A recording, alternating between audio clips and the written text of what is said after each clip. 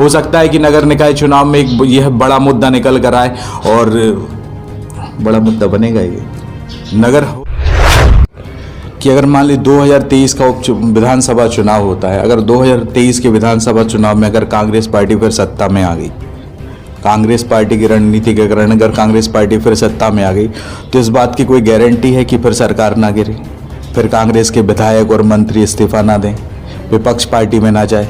ये भविष्य के लिए आप इसको किस नज़र से देख रहे हैं?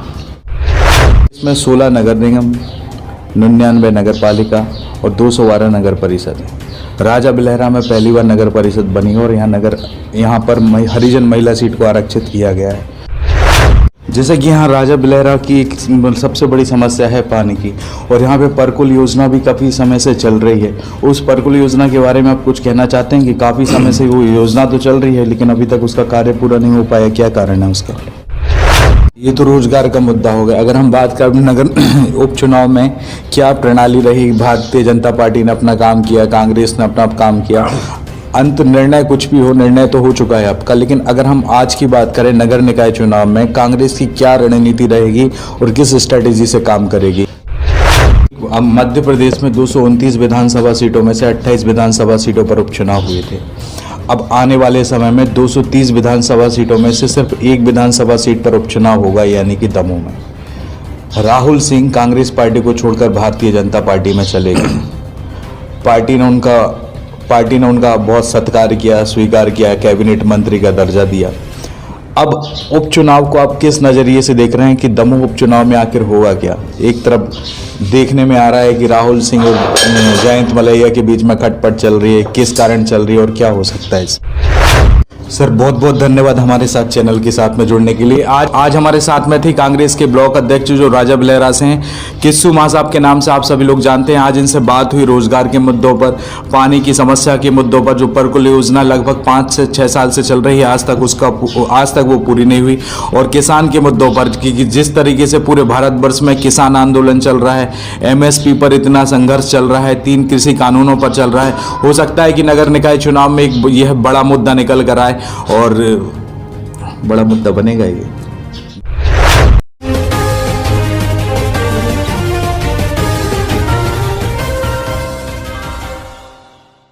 सागर शहर में श्री हनुमंत छाया ज्वेलर्स लेकर आया है आभूषणों की एक अनुपम श्रृंखला। हीरा, सोना, चांदी या किसी भी प्रकार के आभूषण हो, ग्राहकों के विश्वास को कभी नहीं टूटने देता, क्योंकि सच्चा सोना और कुशल कारीगरी का ही नाम है हनुमंत छाया ज्वेलर्स। किसी ने बड़ा खूब कहा है कि राजनीति में साम दाम दंड भेद सब अपनाया जाता है और जरूरत पड़े तो दुश्मनों को दोस्त और दोस्तों को दुश्मन बनाया जाता है। नमस्कार, मैं हूं आपके साथ में भूपेंद्र सिंह और आप रिपब्लिक सागर मीडिया का एक एक्सक्लूसिव कार्यक्रम देख रहे हैं। आज हम हैं सागर जिले के सुर्खी विधानसभा क्षेत्र के राजा बिलहरा में। आज हमारे साथ में है कांग्रेस के ब्लॉक अध्यक्ष श्री कृष्णा सिंह राजपूत, जिनको हम किस्सू मां साहब के नाम से जानते हैं। सर बहुत बहुत स्वागत है आपका हमारे इस चैनल पे। धन्यवाद। सर जिस तरीके से मध्य प्रदेश में 28 विधानसभा सीटों पर उपचुनाव हुए, कांग्रेस की सरकार गिरी, भारतीय जनता पार्टी की सरकार आई, अब है ना उपचुनाव के बाद में अब नगर निकाय चुनाव का आगाज़ मध्य प्रदेश में होने के लिए जा रहा है। हालांकि अभी चुनाव की डेटें फिक्स नहीं हुई है लेकिन बहुत ही जल्द हो जाएगा। इसमें पूरे प्रदेश में 16 नगर निगम, 99 नगर पालिका और 212 नगर परिषद है। राजा बिलहरा में पहली बार नगर परिषद बनी और यहाँ पर हरिजन महिला सीट को आरक्षित किया गया है। तो इसमें आप इसमें आप किस नज़रिए से देखते हैं इस नगर परिषद को? देखो, ये पहली बार गठन हुआ है तो लोगों को अभी ज़्यादातर जानकारी भी नहीं है इस चीज़ की कि नगर परिषद में क्या क्या होते हैं, किन किन विकास कार्यों को लिया जाएगा और कितने बड़े पैमाने पर होगा ये कार्य। अभी ये रुचि जनता नहीं दिखा रही है क्योंकि जनता को इसके बारे में पहले से कोई पता नहीं है। और लगभग जो जागरूकता हम लोग जाके बना रहे हैं, लोगों को ये बता रहे हैं कि भाई नगर परिषद एक बड़ा प्लेटफार्म होता है जिसके अंतर्गत करोड़ों की योजनाएं स्वीकृत होती हैं शासन के द्वारा। जो सम्मिलित ग्राम हैं उन तक में ये योजनाओं का भी लाभ पहुँचेगा। तो ये जागरूकता बनाई जा रही है हम लोगों के द्वारा और सभी राजनीतिक लोग कर रहे हैं। और कैंडिडेट जो पहली बार जो हरिजन महिला को आरक्षित किया गया है उसके लिए भी अभी इतना जागरूक ये क्षेत्र नहीं है कि कोई अच्छा कैंडिडेट राजनीतिक कैंडिडेट महिलाओं में मिल सके। लेकिन हम लोग कोशिश कर रहे हैं कि कोई अच्छी से अच्छी शिक्षित महिला इस क्षेत्र के लिए मिले, और नगर परिषद में हम लोग कांग्रेस की ओर से उसको खड़ा करेंगे प्रत्याशी के रूप में। और जितना हो सकता है पूरे सब लोग मिलकर राजनीतिक कांग्रेसी पदाधिकारी और उसको जिताएंगे।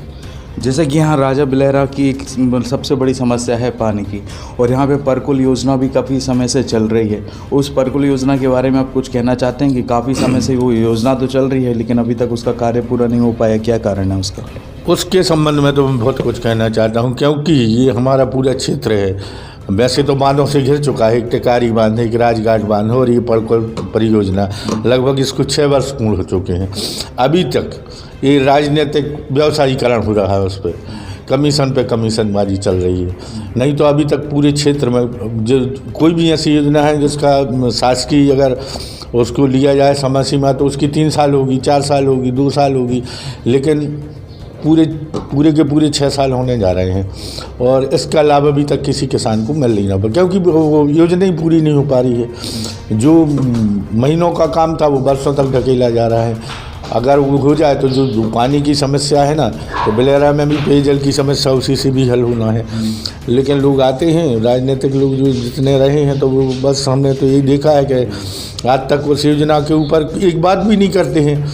कितने दिन से ठेकेदार लापरवाही के चलते वो चला जा रहा है, नहीं तो अभी तक कब कंप्लीट नहरें भी हो चुकी हैं, कभी के बाद का पानी सब लोगों को, किसानों को सिंचाई का मिलने लगता, तो इन 2-3 वर्षों में कितने आगे किसान पहुंच जाता।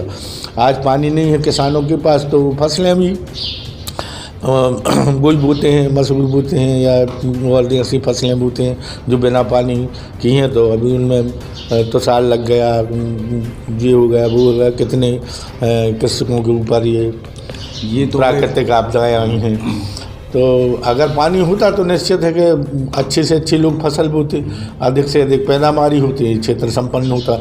लेकिन वो बांध की इतनी लापरवाही चल रही है कि लगभग 6-6.5 साल पूर्ण होने जा रहे हैं और बांध का कोई अतई पता नहीं। ये तो हो गई पानी की परेशानी। आप रोजगार के मुद्दे को किस नज़रिए से देख रहे हैं यहाँ पे? ये तो पूरे मध्य प्रदेश का, पूरे देश की समस्या है, लेकिन सागर जलाव और हमारा सुर्खी क्षेत्र में तो इतनी विकराल समस्या है रोजगार की कि यहाँ से लगभग प्रत्येक गांव से सुर्खी क्षेत्र के 40 से 50% लोग पलायन करते हैं। कहीं कोई गुजरात जाते हैं, कहीं हरियाणा जाते हैं अपनी रोजी रोटी के लिए। अब आपने खुद देखा होगा जो लॉकडाउन के टाइम कितने लोग आए, उनमें से सुर्खी क्षेत्र में लगभग मैंने खुद देखा है, आकलन किया है, कम से कम 5-10 लाख लोग सुर्खी क्षेत्र के पलायन पे थे। अब वो आए बेचारे पैदल चलते चलते।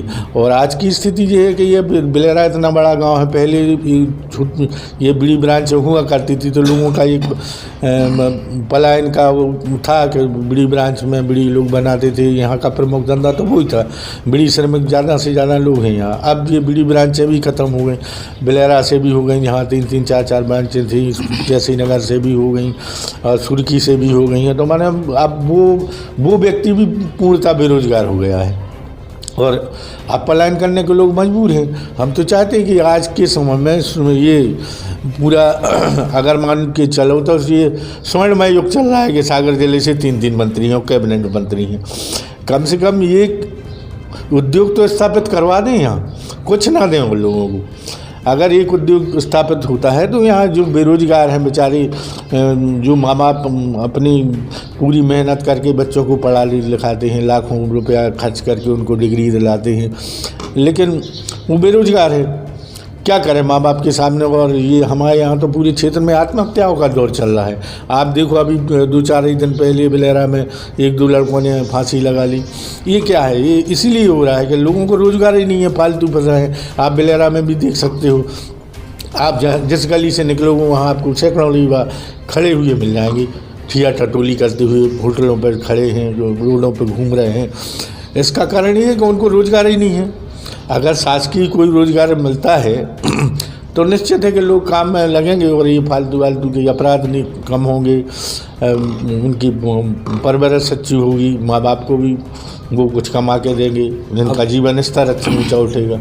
ये तो रोजगार का मुद्दा हो गया। अगर हम बात करें नगर उपचुनाव में क्या प्रणाली रही, भारतीय जनता पार्टी ने अपना काम किया, कांग्रेस ने अपना काम किया, अंत निर्णय कुछ भी हो, निर्णय तो हो चुका है आपका। लेकिन अगर हम आज की बात करें नगर निकाय चुनाव में कांग्रेस की क्या रणनीति रहेगी और किस स्ट्रैटेजी से काम करेगी? क्या है, उपचुनाव अपन ये मानते हैं कि जो कांग्रेस की क्षेत्रीय रणनीति थी वो क्षेत्र के लोगों की मांग थी कि पहली बार सुर्खी क्षेत्र में एकजुट होकर लोगों ने ये मांग की थी कि हमें स्थानीय प्रत्याशी चाहिए। हाईकमान की ये हार कांग्रेस की नहीं है, ये हार पार्टी हाईकमान की है, जिसने अन्य दल से तत्काल प्रत्याशी को कांग्रेस को ज्वाइन कराया और उनको टिकट दे दिया। उनका व्यक्तिगत भी विरोध था। लोगों ने ये पहले भी बताना शुरू किया जैसे ही टिकट मिला और बाद में भी।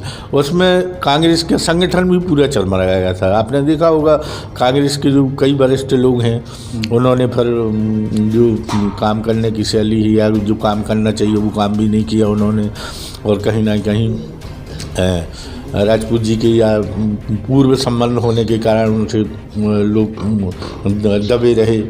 अगर स्थानीय प्रत्याशी होता तो निश्चित है कि कांग्रेस की जीत होती, और यही लोग मांग कर रहे थे कि स्थानीय प्रत्याशी देना चाहिए। लेकिन ये हम उपचुनाव में ये कांग्रेस की हार नहीं मान रहे हैं, क्योंकि अगर स्थानीय प्रत्याशी मिलता तो निश्चित ही कांग्रेस की जीत होती और कांग्रेस एकजुट होकर काम करती।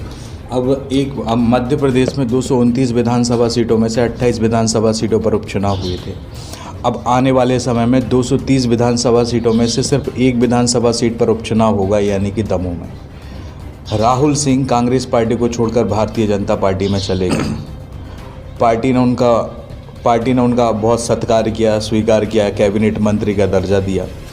अब उपचुनाव को आप किस नज़रिए से देख रहे हैं कि दमोह उपचुनाव में आखिर होगा क्या? एक तरफ देखने में आ रहा है कि राहुल सिंह और जयंत मलैया के बीच में खटपट चल रही है, किस कारण चल रही है और क्या हो सकता है इसमें? भाई क्या है, ये जनता तो जान रही है, और ये पूरा ये खेल है जो प्रजातंत्र की हत्या हुई थी, और ऐसा तो पहली बार हुआ है मध्य प्रदेश में कि एक चुनी हुई सरकार को गिरा दिया, उनको काम करने का मौका तक नहीं मिला है। और अभी अब बोल रहे थे, घोषणावीर है मुख्यमंत्री जी, हर जगह आते हैं, घोषणाएं करते हैं, ये होगा वो होगा, ये काम वो काम, तो काम लगभग देख लीजिए कि जो कांग्रेस में हुए थे वो तक काम अभी बनने चल रहे हैं। पूरा पहले चुनाव में चले गई हैं, सारे समय वो चुनाव में ही देते रहे हैं, और इसके बाद अब जो अभी वर्तमान समय चल रहा है फिर से उपचुनाव की तैयारी चल रही है। तो लगभग ये 2-3-4 साल तो उपचुनाव में निकल जाना, तो विकास कैसे होगा? अब एक आखिरी सवाल है कि अगर मान ली 2023 का विधानसभा चुनाव होता है, अगर 2023 के विधानसभा चुनाव में अगर कांग्रेस पार्टी फिर सत्ता में आ गई, कांग्रेस पार्टी की रणनीति के कारण अगर कांग्रेस पार्टी फिर सत्ता में आ गई, तो इस बात की कोई गारंटी है कि फिर सरकार ना गिरे, फिर कांग्रेस के विधायक और मंत्री इस्तीफा ना दें, विपक्ष पार्टी में ना जाए? ये भविष्य के लिए आप इसको किस नज़र से देख रहे हैं? भाई पार्टी को, हाईकमानों को ऐसे प्रत्याशी चुनना चाहिए, ऐसे लोगों को अभ्यर्थी बनाना चाहिए, टिकट ऐसे लोगों को देना चाहिए जो वाकई ईमानदार हो, कर्मठ हो, और जो आज की व्यावसायिक राजनीति चल रही हो उसके वो भागीदार ना हो। तो निश्चित है कि सरकार जिसकी भी बनेगी वो पूरे 5 साल चलेगी।